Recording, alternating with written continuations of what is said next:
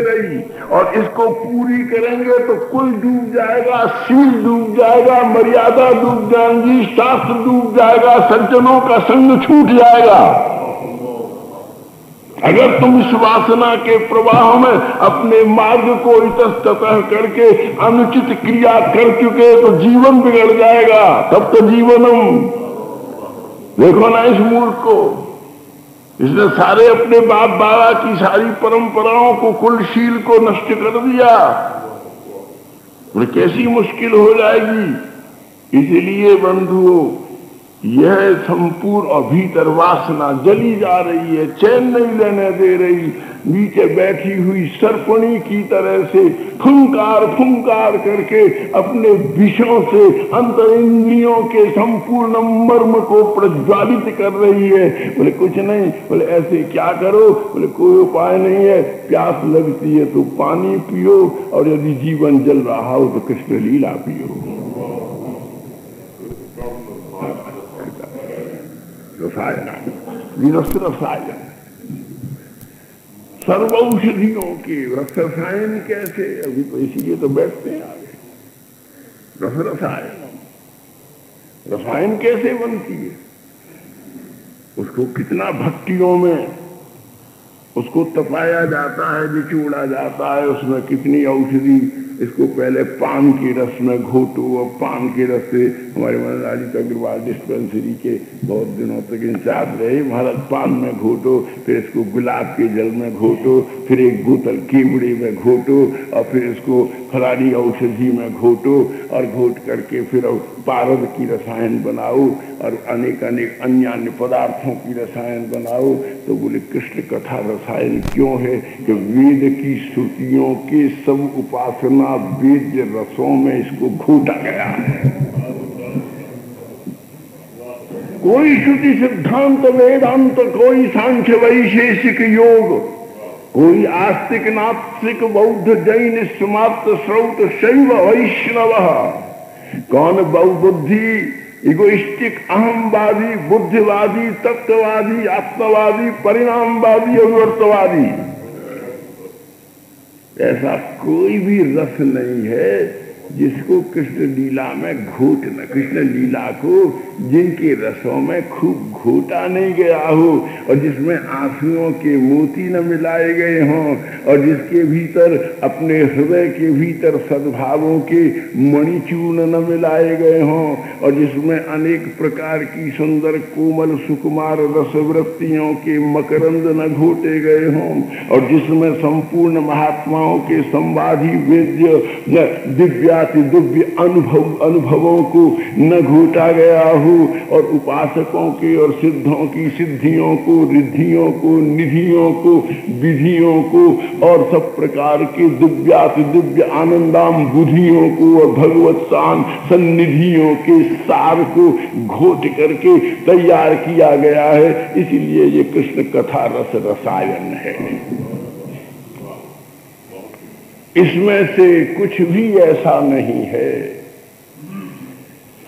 जो सार रूप से इसमें निहित नहीं है, सार रूप से इसमें विद्यमान नहीं है, सार रूप से जिसका इसमें। लेकिन एक बात है, सब मिल जाने के बाद में सब स्वाद बिगड़ जाते हैं। वो सब घुट घुटा करके एक हो गया। बोले पान का स्वाद नहीं रहा, गुलाब का स्वाद नहीं रहा, फल का स्वाद नहीं रहा, रस का स्वाद नहीं रहा। लेकिन कृष्ण कथा ऐसी है कि घुट करके एक होने पर भी प्रत्येक वस्तु का स्वाद वहां विद्यमान है।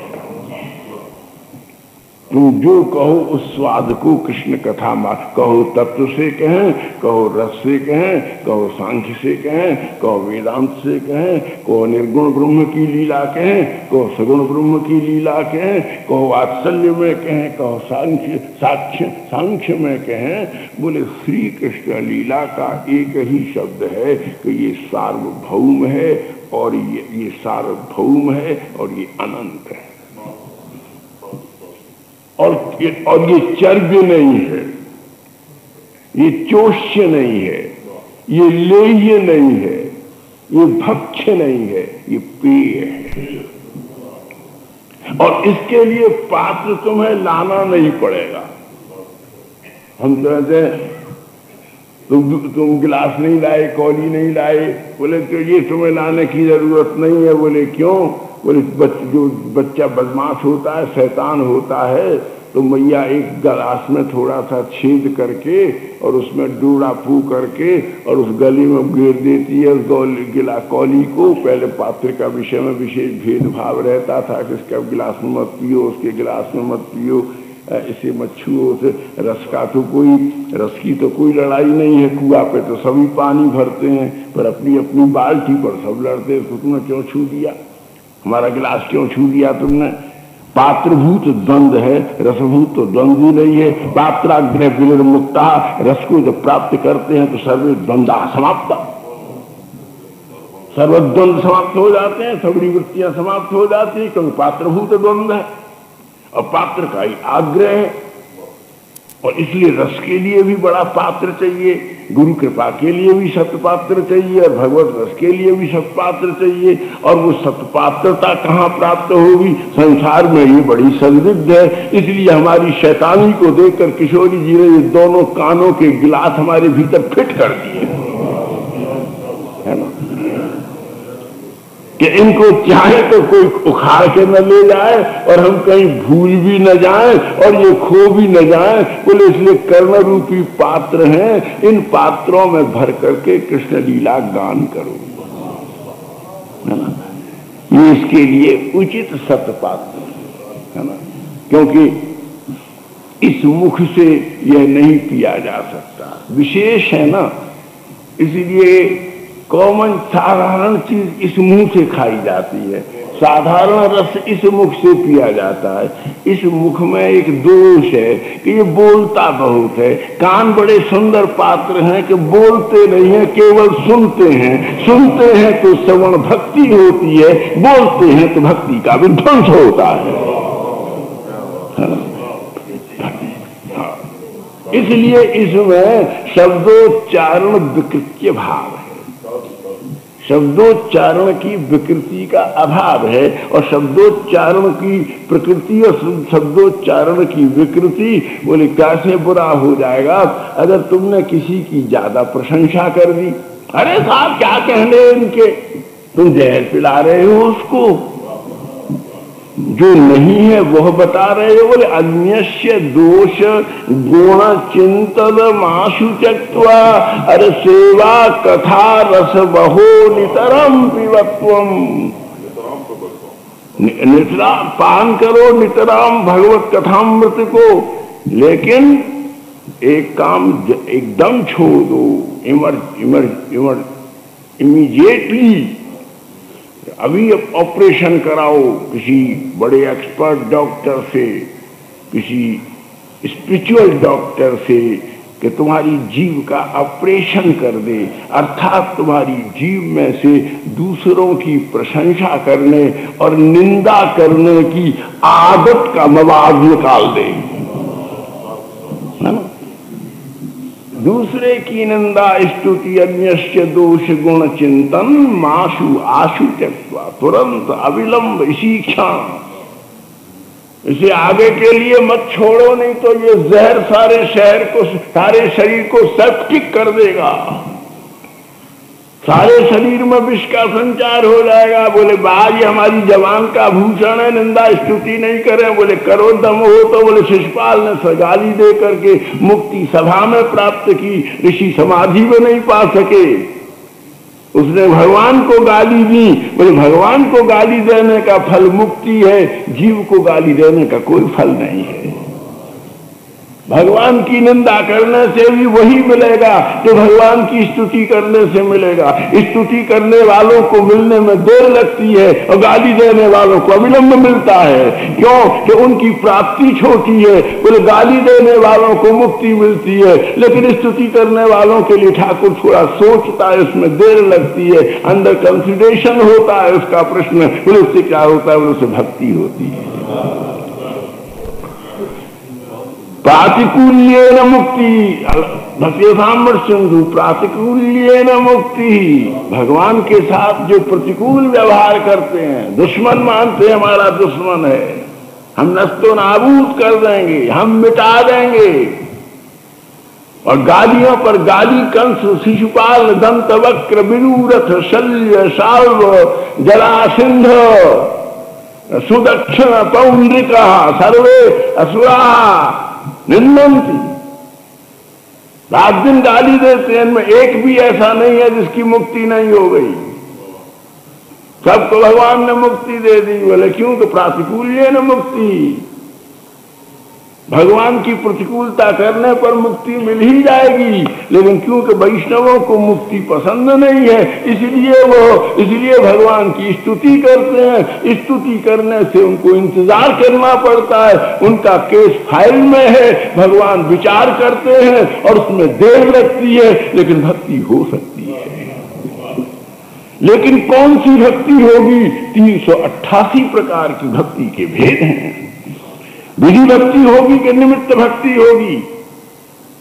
रागात्मिका होगी कि रागानुगा होगी?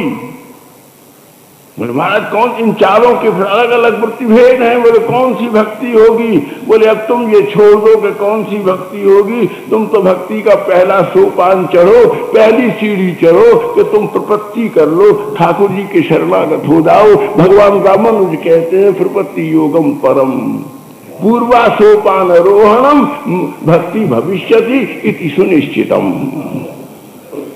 शादी भाष्य में भगवान रामानुज कहते हैं तुम इधर उधर की बात सोचने में अपना समय नष्ट मत करो, अपने तर्कों में मत उलझो, तुम भगवान के शरणागत हो जाओ। महाराज कुछ नहीं किया, सब जितने शरणागतों की कथाएं हैं उनमें नित्य प्रपन्नों की बात छोड़ दो, हनुमान जी की बात छोड़ दो, और किशोरी जी की बात छोड़ दो, भरतलाल जी की बात छोड़ दो, शत्रुघ्न जी की, लक्ष्मण जी की बात छोड़ दो। लेकिन सुग्रीव का तो कोई पात्रता नहीं है, प्रपन्नाश्रित प्रपन्न है। सुग्रीव प्रपन्नाश्रित प्रपन्न होने के नाते स्वयं सर्वगुण रहित है। महाराज दुराचारी भी है ना, चंचल भी है और संशय करने वाला भी है। और भगवान में संशयात्मा विनश्यति, हर बात में संशय करता है, हर बात में तर्क करता है, मजबूर होकर के रघुनाथ जी की बात को स्वीकार करता है। लेकिन उसके हर ऐब को, जैसे बच्चे के अंग में जहां कुछ कमी है मैया उसे अपने सुंदर रेशमी अंचल से ढक लेती है, ऐसे परम गुरु हनुमान ही जीव की दुर्बलता को अपने कृपांचल से ढक लेते हैं। इसलिए प्रपन्नाश्रित प्रपन्न, स्वयं एवं प्रपन्न नहीं है, विभीषण स्वयं प्रपन्न है। और सुग्रीव को कह करके कि बस अब चातुर्मास से बीता नहीं कि मैं वानर सेनाओं को लेकर के आता हूं। लक्ष्मण जी को जाना पड़ा, डांटना पड़ा, डपटना पड़ा, शासन करना पड़ा, महाराज बड़ा भय दिखाना पड़ा, तब हुआ। महाराज गोपी तो अर्जुन को नैक भी पसंद नहीं करती। जब कुरुक्षेत्र में मिला, पार्थ तुम बहुत चतुर हो, लेकिन तुम्हारी निष्ठुरता पर हमको बड़ा संकोच उत्पन्न हो गया। तुम इतने निर्मोही कैसे हो गए, इतने निर्मम कैसे हो गए? तुमको हमारे इस प्रियतम के सौकुमार्य का बोध नहीं है। बोले क्यों, मैंने क्या किया है? बोले किया नहीं। जब ठाकुर जी ने एक दफे पहले कह दिया कि नानु शोचंती पंडिता, एक श्लोक में बात खत्म हो गई, तेने 700 श्लोक बुलवाने का परिश्रम दिया कोमलाधरों को, इतना बुलवाया। ठाकुर को बोलने में कितनी शक्ति नष्ट होती है महाराज। फिर बोलने का तो इसको अभ्यास ही नहीं है। केवल ये हमारे वृंदावन में भी कभी कभी बंसी बजाता था अपनी श्वास से। प्रेमी बोलता थोड़ा ही है कि मैं तुमसे प्यार करता हूं, मैं तुम्हारे बिना मर जाऊंगा, मैं तुम्हारे बिना तारे तोड़ लाऊंगा। ये प्रेमियों का व्यवहार थोड़ा ही है, तो कामियों का व्यवहार है। प्रेमी तो इस बात को छिपाता है कि मैं जिसको प्यार करता हूं वह भी ये न जाने कि मैं प्यार करता हूं, है ना। और तू कितनी बार श्री गोपियों सूर्य गीता की आलोचना कर डाली। कितने लोभ के बाद में जब ठाकुर ने कहा कि योगक्षेमम वहाम्य हम सभी जिम्मेदारी ली, लोभ दिया, तब बोला करिष्ये वचनम तव। ये तुझे संकोच नहीं हुआ अर्जुन? ऐसे ठाकुर के विषय में इतना तर्क तो नहीं किया, इतना बुलवाया ठाकुर को अनर्गल, और ये भी अनर्गल बोलते ही चला गया। हमारे पास होता तो अपना अंचल के मुंह में छू देती, क्या मैं बोला जाता है? इतना मैया का खिलाया हुआ सबरा माखन गीता में निकलवा दिया था ना, कितना श्रम पड़ा। तुम्हारा उपासना सौ कुमारी की, बोले हमको तो केवल थोड़ा सा हमने एक बार बुलवाया, उसके लिए हम बड़ी दुखी हैं। हमने कह दिया एक बार ज्ञान गुदरी में बैठे हुए ठाकुर से तो भजतून भजन किए को एक विपर्ययम, ये 3 प्रकार के प्रेमी हैं। तो उसने कहा नहीं श्रीमंत नहीं हो, 3 प्रकार के प्रेमी नहीं है। प्रेमी तो और भी प्रकार के हैं, आत्मा रामा, यात्कामा, अकृतज्ञ, गुरुद्रोह।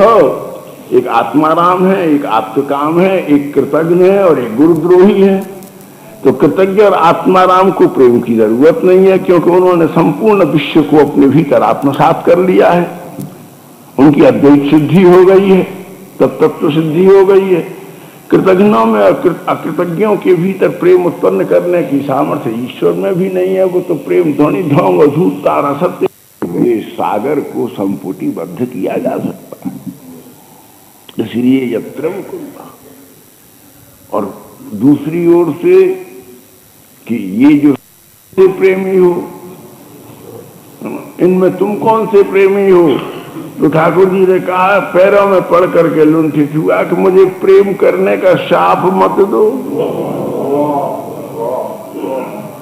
मुझे प्रेम करने का शाप मत दो। यदि इस सारे पागलों के घर में मैं भी पागल हो गया तो किसी का ठिकाना नहीं रहेगा। कौन संभालेगा घर को? बर्बाद हो जाएगा ब्रजमंडल। सवरे पागल रहते एक नेक में ही तो थोड़ा ठीक ठाक रहता हूं, इसलिए मुझको ये शाप मत दो कि मैं भी प्यार करूं। मुझको ये शाप दो कि मैं प्रेमियों का बिना दाम का गुलाम बना रहा हूं। मैं प्रेमियों की न पारे ये हम निर्वज्य संयोजम स्वसाधु कृत्यो व्यूढ़ायुषापिको व्यूढ़ा देवायुषा। देवताओं की सी लंबी आयु लेकर के भी यदि इस प्रेम के महासमुद्र के एक कण के ऋण से उर्ण होने की यदि उद्धत चेष्टा करूं तो भी हे श्रीमंतनियो, मैं तुम्हारे ऋण से उर्ण नहीं हो सकता। इसलिए मैं अपने को तुम्हारे अर्पित करता हूं। चाहे मुझसे चौका बर्तन कराओ, चाहे गऊ चरवाओ, चाहे मथुरा के बाजार में कुछ कोड़ियां मिलती हो तो मुझे नीलाम कर दो।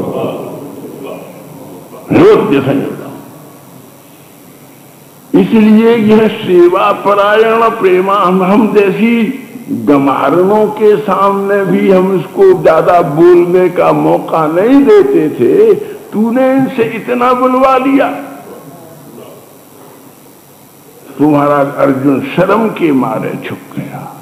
जो गीता से गोपियों को ज्ञान, अर्जुन को ज्ञान नहीं हुआ, वो गोपियों की एक भंगी से ज्ञान हो गया।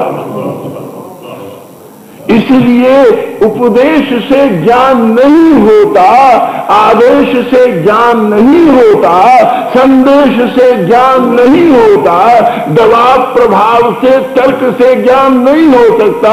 लेकिन ज्ञान होना बहुत जरूरी है। इसलिए कृष्ण लीला प्रगायन है ना। इसलिए श्री कृष्ण लीला का गान कर रहे हैं कि समझ पैदा न हो, जितनी समझ है वो भी डूब जाए, है ना। क्योंकि समझ कोर है, प्रेम। समझने की कोशिश क्या करते हो, लेकिन संसार में समझना सबसे बड़ा है। भरतलाल जी अपने सारे परिकर को वशिष्ठ पूछ रहे हैं, क्यों ले जा रहे हो? बोले समझने वालों को समझाने वाले, समझाने वालों को समझने वाले के पास ले जाता हूं। बोले ये तो सब समझ जाएंगे, तुम क्या करोगे? बोले मैं इनकी बात सुनने का, जो समझने का जो दोष मुझ में आ जाए, मैं अपनी समझ को अर्पण करने जा रहा हूं। स्वज्ञान भूतिम तदपाद सर्वम। मैं तो समझना ही नहीं चाहता, मैं तो मस्त होना, डूबना चाहता हूं। इसलिए सारी दुनिया में तुम जो गैस कर रहे हो, अनुमान कर रहे हो, प्रत्यक्षावलोकन कर रहे हो, पूर्वापर विवेचन कर रहे हो, ऊहापोह विश्लेषणा कर रहे हो, हर तत्व की मीमांसा समीक्षा के प्रपंच में पड़े हुए हो। अरे दार्शनिकों, अरे तत्ववादियों, अरे ज्ञानियों, काय तो इस द्रोण प्राणायाम में, इस फिजिकल एक्सरसाइज में उलझे हुए हो? आओ हम गान करती हैं, तुम डूब जाओ। और यह जो सर्वोपरि वेद वेदांत श्रुति की सार संपदा है, ये सात्विक संपदा है, ये प्रेम दैवी संपदा है, ये लोक संपदा नहीं है। ये प्रयत्न उद्योगिनम पुरुष सिंहम पैति लक्ष्मी वाली जो बात है, वो इस प्रेम संपदा के ऊपर लागी नहीं होती। उद्योगिनम नहीं, कृपावंता, कृपावंतों के जीवन व्रत पर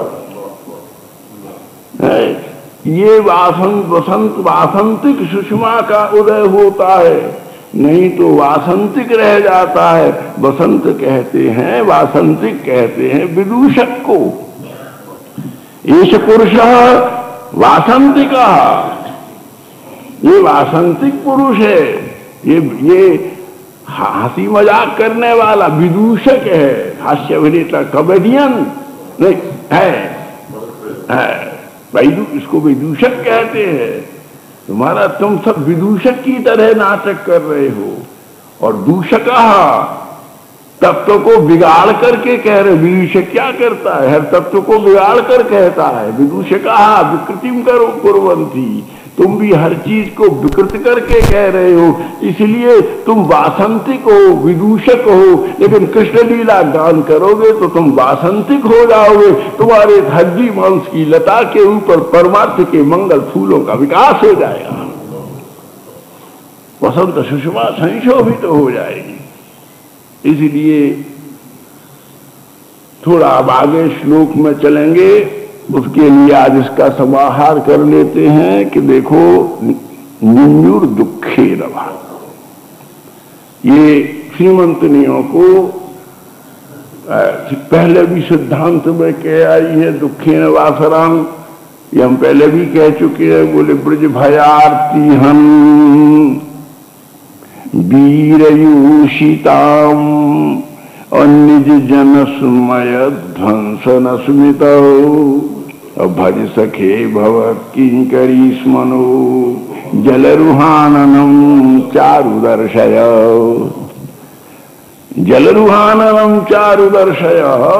ये तो छोड़ो, तो वही गोपी गीत की बात है। लेकिन यहाँ कहते हैं ब्रज भयार्ती हन निन्युर दुखे न वासराम ब्रजनार्तियन ब्रज बनौकसाम। बाबा ब्रज बनौकसाम व्यक्तिरंगते ब्रजिन हंत्यलम विश्वमंगलम त्यजमनाच्य नस्तत्प्रहात्मनाम सदन हृद्रुजाम यन्निशूदनम। महाराज तुम्हारा ये जो अवतार है, श्री कृष्ण को सुना रही है, बनम याते है, कहां चले गए हो छोड़ करके हमको? महाराज धमका के कह रही है, अपनी ड्यूटी छोड़ करके, निज कर्तव्योपेक्षा करके तुम बहाना करके भाग गए हो, बनम याते, वन में भाग गए हो। और हम यहाँ चिल्ला रही हैं हमारा बनम, हमारा चिल्लाना तुम अरण्य रोदन कर रहे हो। रोदनम प्रगायंती अरण्य रोदनम करोती, है ना। हम कब से चीख रही है, चिल्ला रही है, जैसे कोई अरण्य में रुदन कर रही हो, कोई सुनने ही वाला नहीं है। हमारी बदनामी हुई जा रही है। एकमात्र तुम ही तो वन में रोती हो तो गोविंद सुनते हैं। अब ये हमारा कलंक नहीं लग रहा है कि आज गोविंद नहीं सुन रहे हमारी कराह को। अरण्य रोदनम भवति किम। अब ये तो कहां चले गए हो? जोर से पुकार रही है गायंती। पर भाई देखो, कलाकार में और साधारण जन में तो बात है ना। बोले साधारण आदमी तो बोलता है, अपने बोलता है, अपनी तरह से बोलता है, लेकिन कलाकार जब बोलता है तो उसके तो बोले में गीत है, उसकी बचने गीती, गमने नृत्य, हसने विद्युत संपात, दृष्टिपाती वर्षंती मेघा गर्जनायुतम, है ना। उसका तो सारा स्वरूप ही अपना पृथक है। तो ये तो गा रही है प्रगायंती। इनका तो शोक भी शोक, वाल्मीकि का शोक आज श्लोक बन गया, तो गोपियों का शोक आज गीत बन गया। और इस गीत को सुनता है, समझता है, रस लेता है, उपेक्षा नहीं करता है, इसलिए गीत कीर्ति। लेकिन गीत कीर्ति तुम जानासी, तथापि वन में चले जाते वनम इति क्यों अरण्यरोदनम भवति। हम जो चिल्ला रही हैं ये हमारा अरण्य रोदन है। इसका कोई मतलब नहीं है, इसका कोई मकसद नहीं है। हम पागल हैं ना। चल करके वन में चले गए हो। बोले अपनी ड्यूटी करो। बोले क्यों? बोले हमें क्या ड्यूटी है? बोले यहां तुम्हारी ड्यूटी है। जब मां द्रौपदी पुकारती है तो भागते हो वस्त्र हो करके, गज पुकारता है तो भागते हो गरुड़ के ऊपर, जब कोई पुकारता है तो लेते हो सुदर्शन चक्र लेकर के। वो तुम्हारा ऐश्वर्य भावभूति है। यहाँ कोई चक्रवक्र की बात नहीं है। यहाँ तुम्हारी ड्यूटी है। किशोरी जी कहती हैं अगर कोई आ भरे आ भरे तो मैं न देखूं तुम जंगल में भटक गए हो, तुमको तुरंत उसके पास बैठ करके अपने नेत्रों के अमृत से उसके प्राण का सिंचन करना चाहिए। हाँ, तुरंत का सिंचन करना चाहिए। तो जरामृतम। अब ये बात नहीं है। कोई तुमको ड्यूटी लगाई तो ठीक टाइम को दवाई दिया करो और औषधि का दो कितना होगा। वो तड़प पे आए बिना औषधि के उसकी कितनी पीड़ा हो गई है। बोले प्रेमी तड़प रहा हो अधरामृत के लिए। तुम्हारी ड्यूटी है, मॉरल ड्यूटी है। आश्लेषम तदधर्मतम, ये सब औषधि है प्रेमियों के जीने की। बिना पानी पिए रह सकते हैं, बिना अन्न खाए रह सकते हैं, बिना प्रेमास्पद के इस विशेष प्रेम संजात जलजात बपुनिश्चित मकरंद सौरभ्य परिप्लुता श्लेष विरहिता जीवंती। और अपने कर्तव्य से विमुख हो गए हो। वो तड़प रहा है, तुमको यो पकड़े फिर तुम्हारा मुख भावेनी नहीं होना चाहिए। हमारे राज्य में किशोरी जी कह रहे हैं तुमको नो ही मुंह रखना चाहिए। अनुद्यम निर्मूल उपालंब सहितम रुदंती श्रीमंत भी। ऐसे कैसे कर सकते? हम यो करें तब तुम यो करो, ये नहीं कि तुम यो करे ही रहो, हम चाहे करें चाहे न करें। इतनी बड़ी आरती हम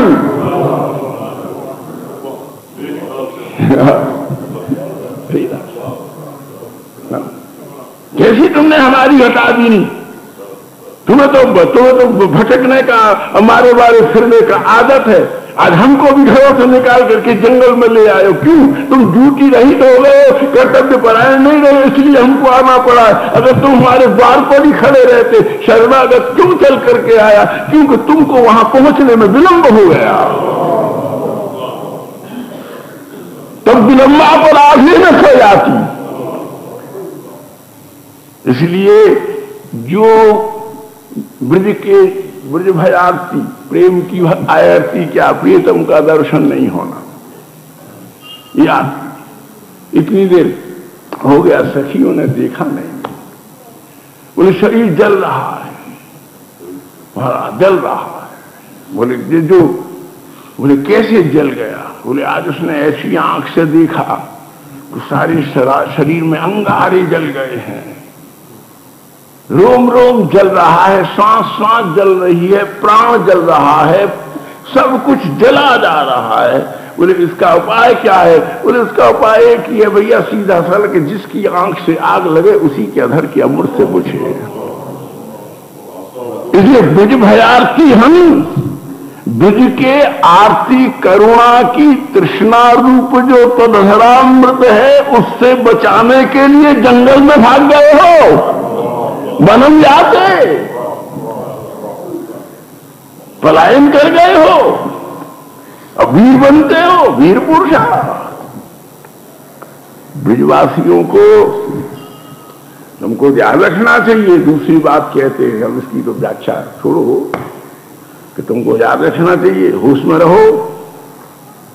दादा का फलक तो पड़ गए हो, तुम ईश्वर होने के अभिमान में आ गए हो, भूल गए हो ये किशोरी जी का राज्य है। ब्रजबनों के साम व्यक्ति रंगते, हे अंग, ब्रजबनों के साम ब्रजवासियों के लिए ही तुम्हारा जन्म हुआ है, इसलिए ब्रजवासियों का तुम्हारे इस शब्द पदार्थों पर अधिकार है, ये देना तुम्हारी मॉरल ड्यूटी है ना। इसलिए तुम इन अपने देह को छिपा करके जो बनम जाते बंगल में चले गए हो, और हम अरण्य रोदन के समान जो उन्मत्त गान कर रही है, तुम्हारे लिए लज्जा की बात है नहीं? और इस प्रकार से श्रीमंतनियों ने जब ये अपूर्वतम बात कही, लेकिन सबका फल क्या है? बोले भैया श्री कृष्ण को अनुकूल करना, श्री कृष्ण के सर्वामृतों का सेवन करना, श्री कृष्ण की अनुकंपा, श्री कृष्ण का दास्य, श्री कृष्ण का सौख्य, श्री कृष्ण का सख्य, श्री कृष्ण का माधुर्य, श्री कृष्ण की अनुकंपा, श्री कृष्ण की संपूर्ण विचित्र विचित्र लीला वैचित्र धाराओं को प्राप्त करने का एकमात्र उपाय क्या है? बोले देखो, वैसे ये देने वाला नहीं है, तुम में लेने का पात्र नहीं है, तुम तो उन्मत्त होकर के संत सभा में बैठ करके कृष्ण लीला श्रवण करो और कृष्ण लीला गान करो, प्रकृष्ट रूप से निर्लज्ज होकर के जो तुम बेसुरे हो तो भी चिल्लाओ, और सुरदार हो तो भी ताल ले समन्वित गाओ, चाहे लंबी तान ले लो और चाहे बिना तान के तुम अपनी तरह गाओ। बोले सब सुख तुमसे प्रार्थना करेंगे, ये हमको स्वीकार कर लो, और ये तुमको ऐसा प्रूव कर देगी कृष्ण लीला कि सुख तुम्हारे चरणों पर पड़े रहेंगे और तुम ठोकर मारते हुए गोविंद की ओर निकल जाओ। सुख स्पर्धा और सुख स्पृहा, स्पर्धा और स्पृहा, अरे ये इतनी सुखी, इसको इतना प्राप्त है, ये तो स्पर्धा है। हमको मिले ये स्पृहा है, स्पर्धा जन्य स्पृहा, स्पृहा संजात स्पर्धा। इन दोनों से विमुक्त होने का एकमात्र है कृष्ण लीला। और कृष्ण लीला करते हुए क्या ध्यान करना चाहिए? बोले बाम बाहु कृत बाम कपोलो।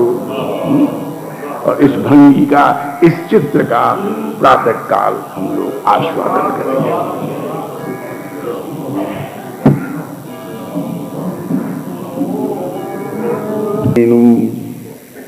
कोमलांगुली भिराश्रित मार्गम गोप्य ईरयति यत्र मुकुंदः।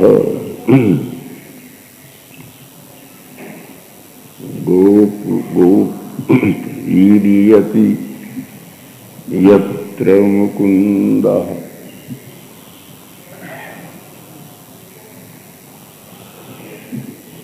मुकुंद भगवान के लिए, यहाँ विशेष करके श्री कृष्ण के लिए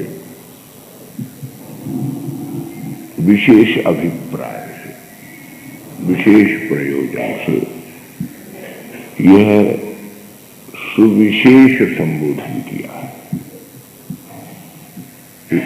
मुकुंद संबोधन है। ये ऐसे ठाकुर जी हैं, भगवान हैं, इष्ट हैं। सबसे बढ़िया बात ये है कि किसी का रस उसी को मिल सकता है जिसका उससे प्यार है। प्यार का सबसे बड़ा गुण है कि दोष देखने नहीं देता और गुणों को ओझल नहीं करता। ये केवल प्यार की सामर्थ्य। प्रेम के बिना गुण भी दोष दिखते हैं और प्रेम से युक्त दोष भी गुण दिखते हैं। तो गुण दोष विमुक्तः मुनि सर्वे दोषाः गुणाः विनिर्मुक्तः यः शुद्ध ब्रह्म चैतन्याधिष्ठात्र पुरुषः इति मुकुंदः।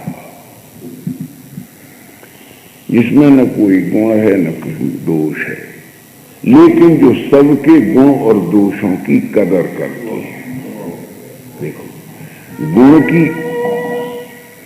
गुण की कदर करने वाले, गुण पर सुदृष्टि करने वाले, गुण की सराहना करने वाले साधुजन बहुत हैं, लेकिन किसी की दोष पर दया करने वाले, किसी के दोष को देख करके ग्लानि न करके, गिला न करके, किसी प्रकार से उसको हेय मान करके त्याग नहीं करते, अपितु उसके हित में सक्रिय होते हैं। ऐसे जो विशेष हैं वो मुकुंद हैं। और उसके लिए जो कैसा सुंदर है, मोह मुक्ति, कह क्लेश कलमशाह पुरुषाः, जो प्रतिकूल हैं, जो पाप करने वाले हैं, ऐसे पुरुषों को जो मुक्ति देता है। नकार्य निश्चेन रूपेण अवच्छेदने परे अनुकूला यह तिम, उनको जो परम दिव्य भक्ति देता है, प्रेम देता है, आश्रय देता है, ऐसे प्रतिकूलों पर भी कृपा करने वाला, अनुकूलों पर भी कृपा करने वाला, यह जो परतत्व है, ये साक्षात श्री कृष्ण है, अति मुकुंद। यहाँ इनकी कृपा पाने में दोष भी बाधक नहीं है, सीधी बात समझो। और तो देवता होंगे तो कहेंगे भाई दोष दुरित, इनको निवृत्त करके आओ, शुद्ध हो करके आओ। कभी मैया नहीं, एक भाई शांत भाव से बैठो, कहां से जा रही है? केवल मैया एक ऐसी है जो बच्चा से जो नहीं कहती मेरी गोदी में चढ़ने के पहले तू गंदगी धो के आ, थूक पहुंच करके आ, ये कीच लग गई है इसको धो नहीं। स्वयमेव स्वांचलेन परिष्कारम करोति, परिष्कृतम करोति। स्वयं अपने अंचल से पहुंच देती है, हाथ से पहुंच देती है और प्रकार से पहुंच देती है। इसीलिए मातृत्व वैशिष्ट्य और मुस्कराती है। कुंद कलिका इव दंतानि परिचार्यति स्वाम कलमशम प्रक्षालयति परिष्कृतम करोति स्व मातृभावत्वात् तदधिष्ठात्र परत्वम इति मुकुंद।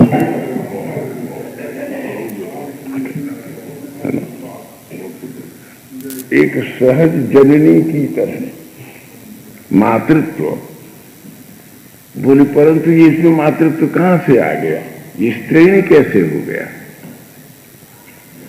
बोले राधा संगेन कृतम, मां श्री राधा रानी के संग में रहते रहते मातृत्व का गुण इस गुण रहित विशिष्ट ब्रह्म में आ गया, इसलिए मुकुंद है ना। इसलिए मुकुंद शब्द में ये कह दिया कि भाई किसी की माता की गोदी की शोभा कब होती है, माता की शोभा कब होती है कि जब उसके अंक में कोई मयंक मुख शिशु हो। मातृत्व की कृतार्थता है कि चंद्रमा का था मयंक माने मयंक मुख, निष्कलंक निष्कलंक निष्पंक मयंक मुख, एक सुंदर अंक में शिशु, तब तो मातृत्व की शोभा है। और मयंक मुखी कांता की कब शोभा है, जब अंक में पर्यंक में मयंक मुख कांत हो, तद पार्श्व में, तो दोनों की शोभा है। इसलिए ये मुकुंद कोटि मनमुर मारे मनमथ कामदेव, समस्त काम को विजय करके अथवा संपूर्ण काम के रस का परमास्वादन से परितृप्त, तुम अतृप्त हो इसलिए पूर्ण काम का भी भोग नहीं करते। तत्परिणामेन ये मुक्ता मुमुक्षवः, हम मुमुर्षु हैं, मरने की तैयारी कर रहे हैं, मुमुर्षु। तो परीक्षित श्रीमद् भागवत में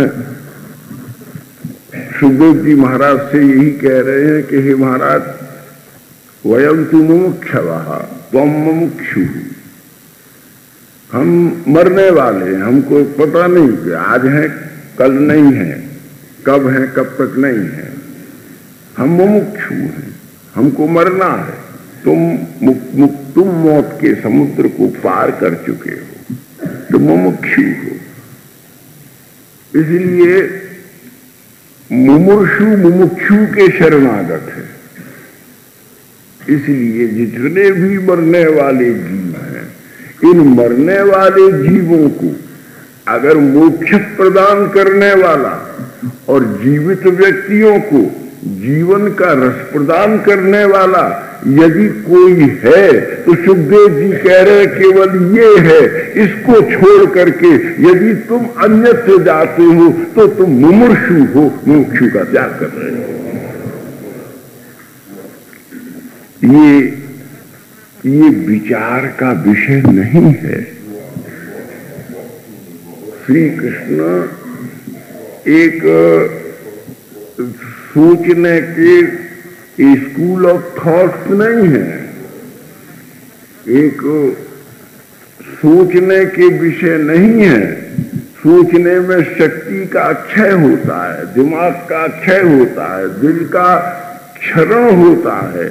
और इसलिए हमारी राय मानो कि मुकुंद, यह जो श्री कृष्ण है, इनमें विचार करने के परिश्रम से मुक्त हो करके इसे प्यार करने के सौभाग्य में डूब जाऊं। ये अनुराग का विषय है।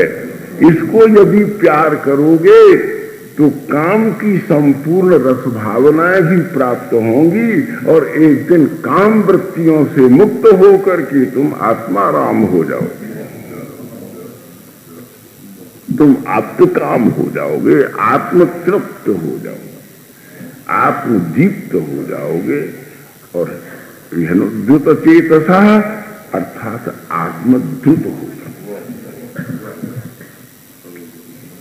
और आत्मद्युत होने पर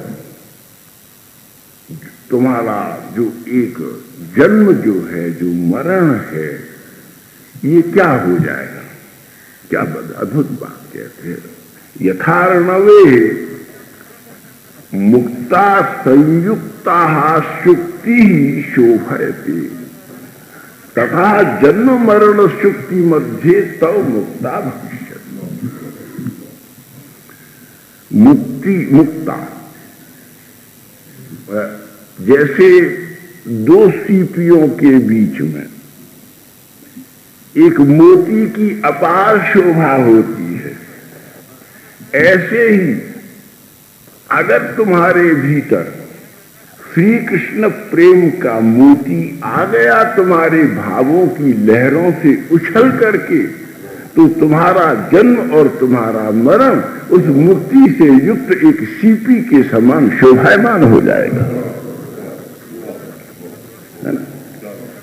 मोती के साथ में सीपी की भी बाजार में उतनी ही कीमत होती है। शुक्ति का मूल्यांकन पृथक नहीं होता। जैसे मंडी में से तुम धान खरीदते हो, कविराज महाशय चैतन्य चरितामृत में लिखते हैं कि जैसे मंडी में से तुम धान खरीदते हो और धान के साथ में तिनका, कूड़ा और करकट भी गेहूं के दाम से ही तुम्हारे घर आता है, तुम उसको अलग करके मंडी लौटाने नहीं जाते हो। ये तुम्हारा आधी किलो के 1 किलो के पावर ये तुष निकला है कि छिलका निकला है, इसे नहीं बोले, वो तो गेहूं में मिला हुआ था। गेहूं के साथ में तुष की शोभा है और प्रेम के साथ में तुम्हारी शोभा है। नहीं तो ऊपर से नीचे तक अहंकार से भरे हुए हो। अहंकार ही अहंकार है, कुछ नहीं है। इस शरीर में करने का क्या है? आज जवानी का अहंकार है, कल बुढ़ापा तुम्हारी हंसी उड़ा देगा। आज दांतों, हमारे दांत कैसे सुंदर हैं, कल ये जब सड़ासी जब ये निकलेंगे और खींचेंगे तुम्हारे मुख का क्या क्या शोभा बनेगी। इसलिए ये विषय सब मिथ्या अहंकार के हैं, न गरिमा के हैं, न गौरव के हैं, न गीर्वाणता के हैं, न गेय हैं, न गेय हैं, न गति देंगे, है ना। न ये गिरा का उन्मेष करेंगे और न ये तुम्हें गोविंद की ओर उन्मुख करके न ये चरितार्थ करेंगे और न ये कृतार्थ करेंगे। कलमश से भरा हुआ, पाप से भरा हुआ, अपराध से भरा हुआ, मलमूत्र से भरा हुआ, थूक खकार से बना हुआ, जब देखो तब डकार, जब देखो तब छींक, महाराज तब जब देखो तब एकदम अनेक प्रकार की विकृतियों के वायुओं के, पृथ्वी, अब तेज वायु, आकाश, इनसे विनिर्मित इनके विकारों के से पुंज। इस शरीर की कृतार्थता ये है कि चुपचाप किसी संत के जलाए हुए ज्ञान के दीपक से जले हुए जीखे हुए प्रेम के पथ के ऊपर प्रपन्न होकर के अग्रसर करो और तुम जाकर के त्राहिमाम त्राहिमाम कह करके शरणागति का लाभ करो। तब क्या करेंगे? तुम हाथ पसार करके झुके हुए आए हुए शरणागत को मुंह सब प्रकार के अपराधों से मां की तरह से निवृत्त करके कहो, सब प्रकार के पूर्वकृत अपराधों को क्षमा करके, नौ सब प्रकार के निश्चयों से अन्वित करके, दो सब प्रकार के विघ्न विधाओं को नष्ट करके, छेदन करके तुम्हें अपनी गोदी में उठा लेने वाला एक यही इष्ट है।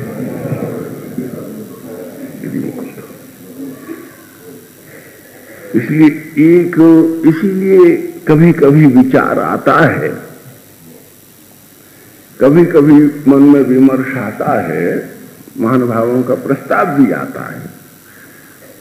खास करके हमारे भक्त गोवर्धन दास जी, गिरिराज जी, ये प्रेरित करते रहते हैं कि यदि इस प्रकार से भगवान के सारे नामों की जो श्री विष्णु सहस्त्र नाम में संहिता है, उन विष्णु सहस्त्र नाम के सब नामों का जो सार है ना, क्यों ये नाम है ठाकुर जी का।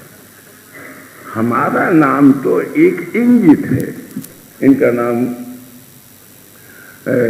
कुछ है, इनका नाम कुछ है, केवल इसलिए कि हजारों नामों में हमको अपने जन की पहचान रहे।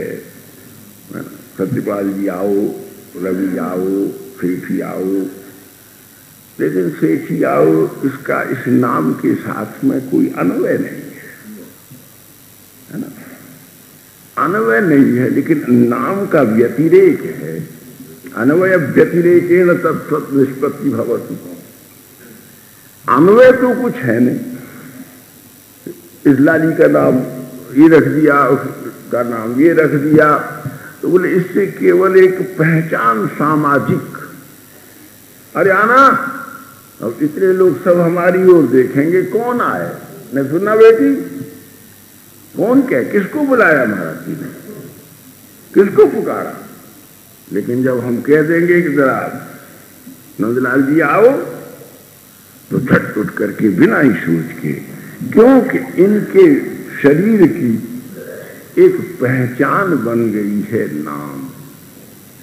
लेकिन इससे उल्टा जब अध्यात्म हो जाएगा, अधिदैवत तत्व ज्ञान हो जाएगा, अध्यात्म माने अधिदैवत तत्व बोध जब हो जाएगा, तब भगवान का नाम भगवान के स्वरूप की पहचान नहीं है, भगवान का नाम भगवान के स्वभाव की पहचान है। देखो, इसीलिए भगवान नाम के कहने से भगवान का स्वभाव और भगवान का स्वभाव, देखो बंधु, है बहुत कठिन भी है और बहुत सरल भी है, लेकिन उपयोगी है। कि भगवान का स्वभाव उड़ना काजल है। तुम अंगीठी में काजल जलाओ तो फिर हवा चले तो सब उसके जले हुए कज्जल कण उड़ते हैं, लेकिन फिर भी उसके भीतर थोड़ी सी सॉलिडिटी है, थोड़ा सा उसमें थोड़ी सी कठोरता है उसका, क्योंकि एक आकार भस्म हुआ है, फिर भी उसी के आकार का राख बनी हुई है, वो उड़ते हैं। इसी प्रकार से ज्ञान के द्वारा भस्म हो जाने पर भी, मुक्त होने पर भी, संस्कार अवशिष्ट रह जाने से इतस्ततः जीव का दिव्य योनियों में चले जाने में संभव है कोई विशेष प्रकार की व्यवधान राशि बन जाए। लेकिन उस अग्नि के साथ में यदि उसको मसल दिया जाए तो फिर वह आकार रहित हो जाता है। ऐसे ही श्री कृष्ण के विरह में यदि जले हुए दिल को मचल दिया जाए तो आकार, आकृति और प्रकृति और गति, इन तीनों से मुक्त होकर के जीवन चिति के द्वारा भगवत रस के आस्वादन का ही पात्र रह जाता है।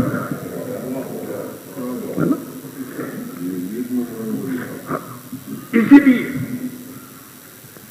इस नाम वैलक्षण्यम, नाम वैचित्रम, नाम हमारा तुम्हारा नाम अक्षरों का बना हुआ है। श्री कृष्ण का नाम देखने में लगता है कृष्ण, राम, मधुसूदन, वामन, अच्युत, नृसिंह, दामोदर, गोपाल, गोविंद, गोपीनाथ, गिरधारी, श्री नारायण प्रभृति, संपूर्ण अच्युत, अनंत, गोविंद, मधुसूदन, माधव, अच्युत, सब नाम देखने में लगते हैं। भाई तुम इसकी स्पेलिंग लिखो, झट लिख दोगे GOVIND गोविंद, MADA सब लिख दोगे, लेकिन यह केवल तुम्हारी सुविधा के लिए नाम का अवतार है। यह स्थूल प्रति अक्षर में बोध्यमान जो है, ये केवल नामावतार है, नाम भास है।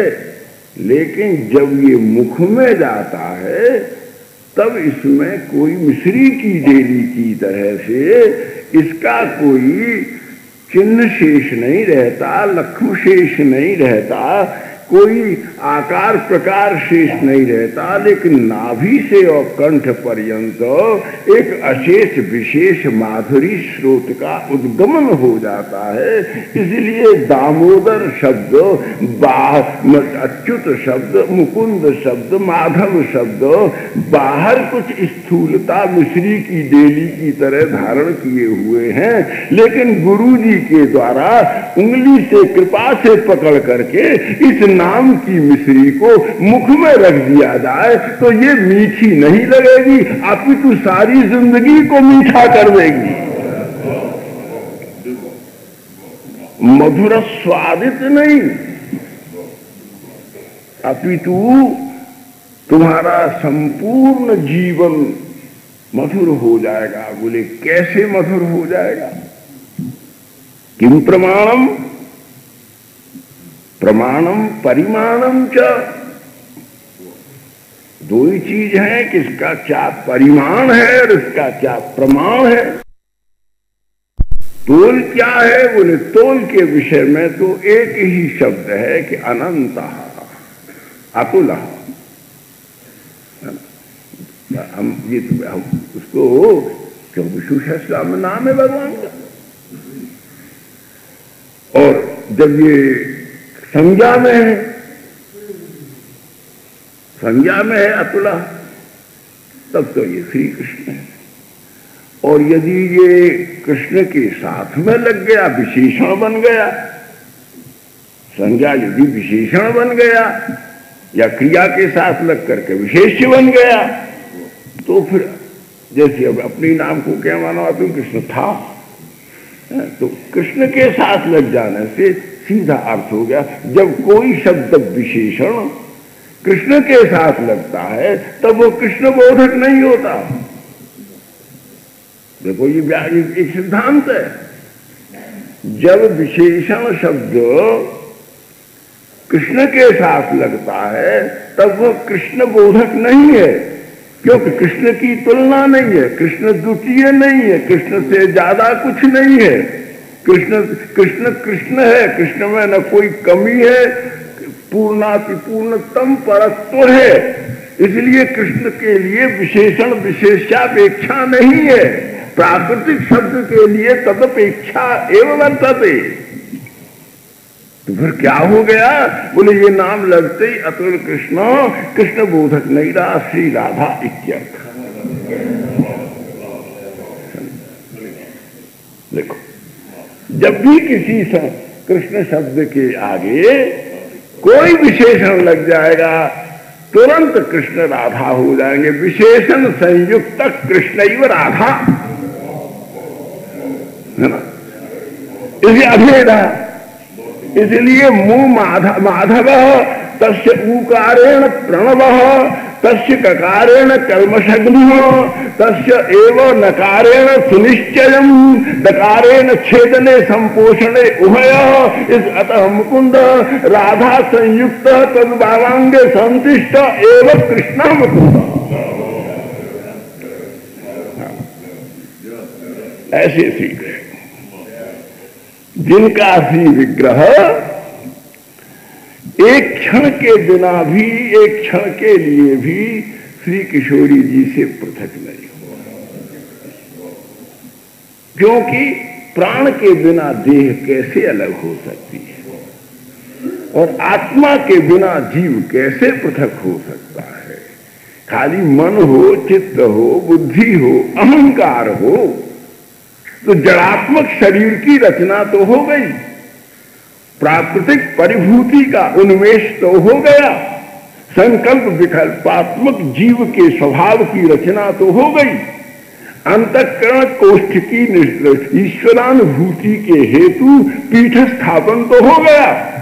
अंतःकरण पीठ स्थापन, जैसे भगवान के दर्शन करो, बोले चलो मंदिर में चलते हैं, ठाकुर जी का श्री विग्रह ललितराम विग्रह दर्शन करो। बोले मंदिर में जाकर के ठाकुर जी के श्री विग्रह का दर्शन है और ठाकुर जी का उसमें अनुभव है। विग्रहानुवर्ती अनुभव, अनुभवानुवर्ती विग्रह न वर्तते। अनुभव तब होता है तब विग्रह नहीं रहता, लेकिन विग्रह होता है तो अनुभव करना ही पड़ेगा। अनुभव को विग्रह की मूर्ति की जरूरत नहीं है, लेकिन मूर्ति को अनुभव की जरूरत है। उसके बिना तत्प्रत्यावर्तन नहीं होगा। इसलिए विग्रह विग्रह अविग्रह, अर्थात विग्रह माने कलह, विग्रह माने मूर्ति, विग्रह माने प्रारब्ध काल कर्मादि विमोचनम।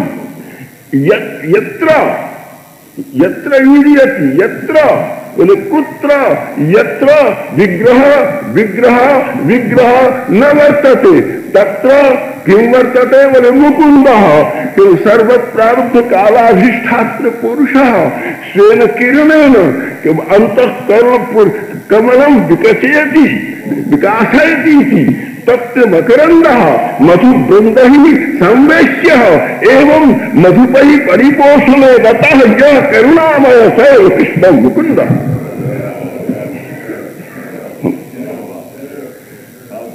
साधु भैया, और मुकुंद शब्द का अर्थ ये क्या कर रहा है? एक और चमत्कार। अरे ये क्या कर रहा है? अभी तक तो गैया चराता था। बोले गैया चराता है गोष्ठ में, ये निकुंज है। गौ चराता है गोष्ठ में, ये गोष्ठ नहीं है, ये निकुंज मंडप है। निकुंज में गैया कैसे घुसेंगी? सबरे फूल पत्ता खा जाएंगी,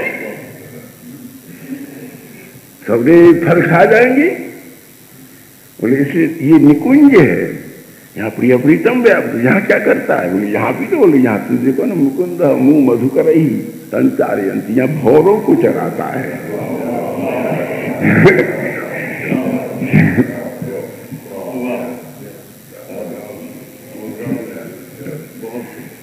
यहाँ मधुपई चरंती, ये यहाँ और सब वहां गैया चराता है। तो गैयाओं को तृण देने पड़ते हैं, वहां उनको कुछ न कुछ गैयाओं को खाद्य देना पड़ेगा। ठाकुर जी गैयाओं को, पशुवृत्तियों को मुक्ति देता है। गोष्ठ से खोलता है, खूंटे से खोलता है, वन में चलाता है, लेकिन फिर खतरा है। संस्कार शेष रह गया तो फिर प्रकृति के खूंटा से बह जाना पड़ेगा। मुक्त हो गया लेकिन बंधन नहीं होगा, ये संभव नहीं है। इंद्र बन गया। एक दिन नारद जी और अंगिराज आ रहे थे। नारद जी और अंगिराज आ रहे थे तो महाराज नारद जी बड़ी जोर से हंसे। अंगिरा बोले क्यों हंसे? बोले दो चेटियों को देख रहे हो तो पीली का द्वय गच्छन देख रहे हो? बोले क्या बात हो गई? बोले ये इंद्र थे पिछले कल्प,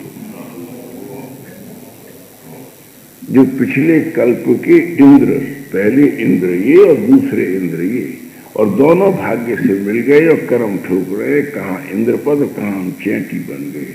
तो बोले ये कैसे हो गया? बोले कर्म का यही खेल है कि इंद्र चैंटी बने और चैंटी इंद्र बने।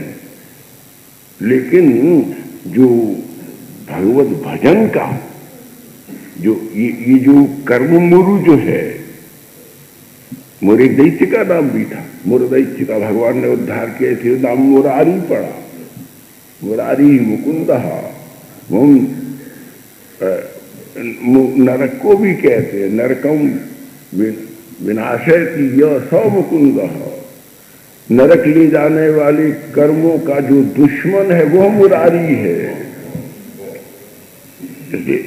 हर एक का बोले तुम मुझसे बचना चाहो, यदि काम क्रोध लोभ मोह मद मात्सर्य आदि किन राक्षसों से अपना बचान करना चाहो, तो भैया जैसे हम पड़ोस में ढूंढते हैं ना, यार इसका कोई दुश्मन हो, इसका उसका सहारा लो जो इसको जरा सीधा करे, तो कामादिकों का जो दुश्मन ये कृष्ण है, इससे दोस्ती करो तो ये अपने आप ही नहीं आएंगे, क्यों? प्रबल शत्रु है। बराबर वाले इससे टकराने की हिम्मत इनमें नहीं है। हाँ, मुरारी, अरी, शत्रु, फो एंड महाराज, ये तो इसलिए हर भगवान के नाम का एक अपना सार है, इसीलिए कहते हैं। देखो, चाहे थोड़ा विषय तो अभी है, लेकिन भगवान का नाम कीर्तन, भगवान के नाम जप का यही तात्पर्य है कि एक एक नाम, केवल कोई का आम आम आम, कोई कहता है ना आम आम आम आम आम, बोले आम आम करने से क्या होगा? बोले आम आम कहने से भी होगा कि जिनके देश में आम नहीं है, हिंदुस्तान को छोड़कर के तो आम कहीं होता नहीं है। सारी फॉरेस्ट साइंस और सारी नेचर स्टडी और सारी बॉटनिकल साइंस सबने लगा करके प्लांट्स ले गए। कश्मीर से केसर बाहर नहीं आया, भारत से आम बाहर नहीं गया। सबको पैकिंग करके आम यहीं से मंगाना पड़ता है। अब कोई जाकर के ऑस्ट्रेलिया में कहे, स्विट्जरलैंड में कहे, और चलो वहां तो फिर भी लोग हैं, लेकिन निक्रोज के यहाँ जाकर के साउथ और नॉर्थ अफ्रीका में जाकर के कहे कि आम खाओ, तो पूछे ये क्या बला है? बोले संसार में नाम के पहले दर्शन है, साक्षात्कार बिना तत्शब्दार्थ का कोई अस्तित्व नहीं है। हम कहें गोवर्धन दास, कौन है भैया ये? अरे क्या वो देखा हुआ साक्षात्कारापेक्षा वर्तते, इसलिए प्राकृतिक है। और बोले साक्षात्कारापेक्षा नहीं है।